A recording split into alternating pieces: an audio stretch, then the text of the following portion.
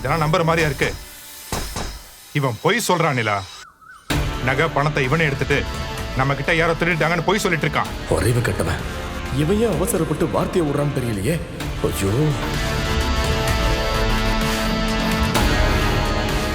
டே தாசு, இருடா. மாப்பிள்ளை ஏன்டா போய் சொல்லணும்? அவர் நம்மள தேடி வந்து உட்கார்ந்துருக்காரு. அதுலயே தெரியலையா மாப்பிள்ளை மேல தப்பு இல்லன்னு? அவர் தான் சொல்றாருல்ல. கொஞ்சம் அமைதியாரு. அப்பா, நீங்க என்னப்பா அவனை பார்த்த உடனே மாறி பேசுறீங்க? புரிஞ்சுக்கவே மாட்டேங்கிறானே. ரவுடிங்க வந்தாங்க, திருடினாங்கன்னு சொல்றான். ஆனா இவன் மட்டும் வந்து நிக்கிறான். பணம் நகையெல்லாம் எங்க? தன்னை காப்பாற்ற முடிஞ்சவனுக்கு பணம் நகையை காப்பாற்ற முடியலையா? இந்த கதையெல்லாம் என்னால நம்ப முடியாதுப்பா. காசை திருடிட்டு வந்து இங்க கதை சொல்லிட்டு இருக்கான். இவனை போய் நடுவீட்டுல வச்சு பேசிட்டு இருக்கீங்க. அண்ணே, உனக்கு அவ்வளவுதான் மரியாதை சொல்லிட்டேன். நேத்துல இருந்து நீங்க எல்லாரும் ரொம்ப ஓவரா பேசிட்டு இருக்கீங்க.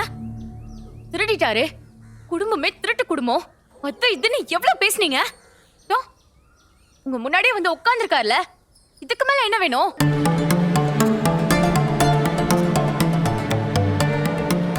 கை காட்ட ஒருத்தர் இருக்காருன்னு ஈஸியா அவர் மேல பழிய போடுறத இதோட விட்டு. நான் விட்டுறேன். ஆனா நகை பணம் எங்கன்னு அவன் முதல்ல சொல்லட்டும். நான் இப்பவே விட்டுறேன்.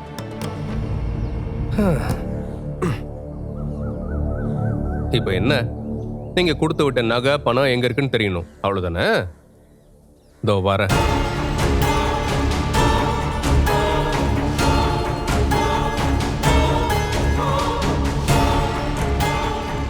தாசு,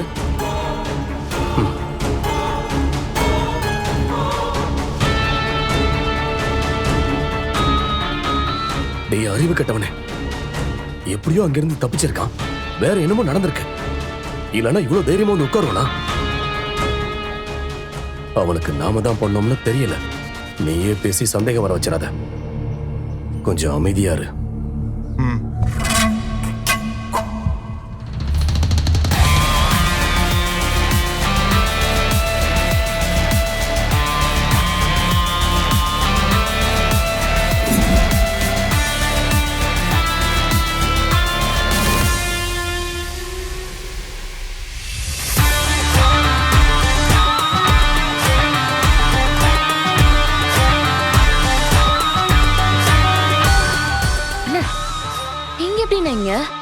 அளவா, என்னடா நிலா, சீன்ல இவங்க எப்படி வந்தாங்கன்னு யோசிக்கிறியா?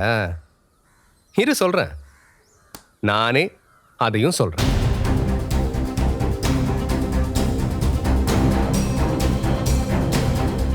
அது என்ன அவங்க கடத்தி வச்சிருந்தப்போ எப்படியோ போராடி அவங்களுக்கு தெரியாம என் அண்ணனுக்கு கால் பண்ணி தகவல் சொல்லிட்டேன். ஒரு குத்து மதிப்பா எனக்கு தெரிஞ்ச அட்ரஸையும் சொல்லியிருந்தேன். அவங்க ஆட்கள் நான் பேசினதை எப்படியோ கண்டுபிடிச்சிட்டாங்க. என்னை உடனே இடமாத்த ட்ரை பண்ணாங்க.